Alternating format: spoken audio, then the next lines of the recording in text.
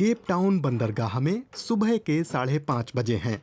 ज्यादातर शहर सोया पड़ा है, लेकिन कप्तान जेफरी फ्रेजर और उनका नाविक दल समंदर में उतरने को तैयार है। 10 सदस्यों वाला ये दल केप ब्रीम मछली को पकड़ने निकला है। आज उन्हें खूब सारी मछलियां मिलने की उम्मीद है। ये सब कुछ बाहर के मौसम पर निर्भर करता है और कप्तान के धैर्य पर भी। अगर आपका कप्तान अच्छा नहीं है तो आपको कुछ भी नहीं मिलेगा।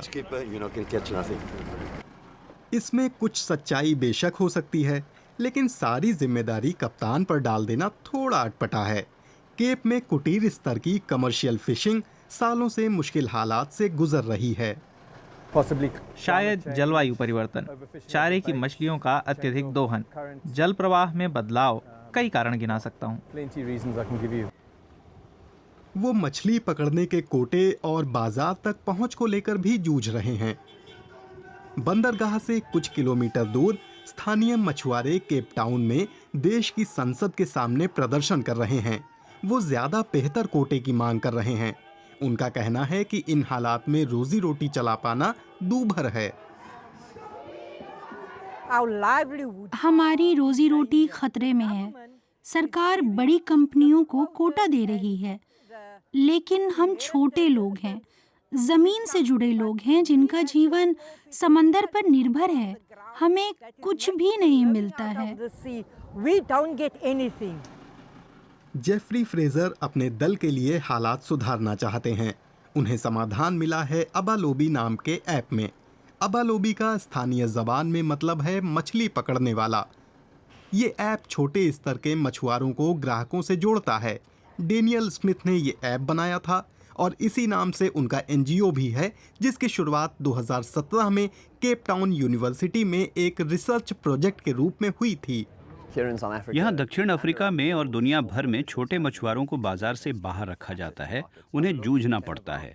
अबालोबी मानता है कि उन पर ध्यान देने की जरूरत है और इन मछुआरों को बाजार से डिजिटल रूप से जोड़ने का एक अवसर है। उनके डेटा पर उन्हीं का हक होगा। मतलब ये कि जेफरी फ्रेजर और उनका दल अबालोबी ऐप के जरिए अपना रोजाना का माल सीधे रेस्तरां और निजी ग्राहकों को बेच सकते हैं। बिचौलियों की जरूरत ही नहीं पड़ेगी। अबालोबी ऐप बड़ी मदद करता है।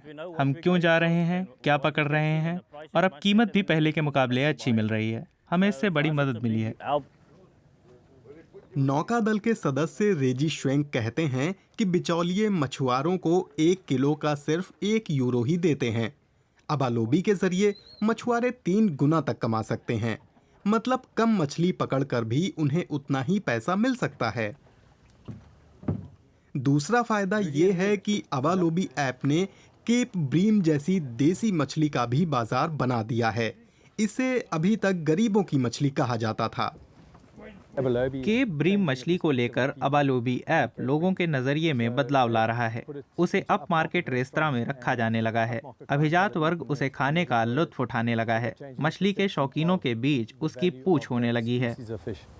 औद्योगिक पैमाने पर मछलियां पकड़ने के बजाय टिकाऊ मात्रा में स्थानीय मछलियां निकाली जा रही हैं और माल ऐप में दर्ज है। वजन था 112 और मछलियां थीं 357। अबालोबी डोनेशन से चलता है। ऐप निर्माता एनजीओ बुनियादी ढांचे और लॉजिस्टिक्स में मछुआरों की मदद करता है।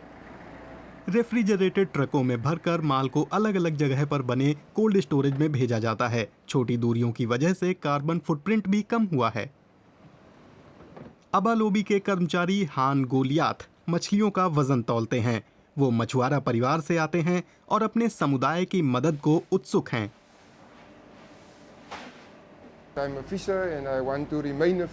मैं एक मछुआरा हूँ और यही बने रहना चाहता हूँ। मैं जो भी काम करूँ इससे फर्क नहीं पड़ता, बस इस उद्योग में सक्रिय हूँ, ये काफ़ी है।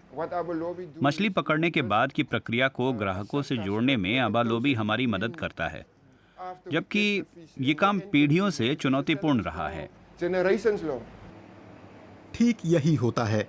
जेफरी फ्रेजर की नाव का माल और दूसरे अबालोबी मछुआरों का माल ऑनलाइन होकर ऐप के मार्केट प्लेस वाले पेज में ग्राहकों के लिए उपलब्ध हो जाता है।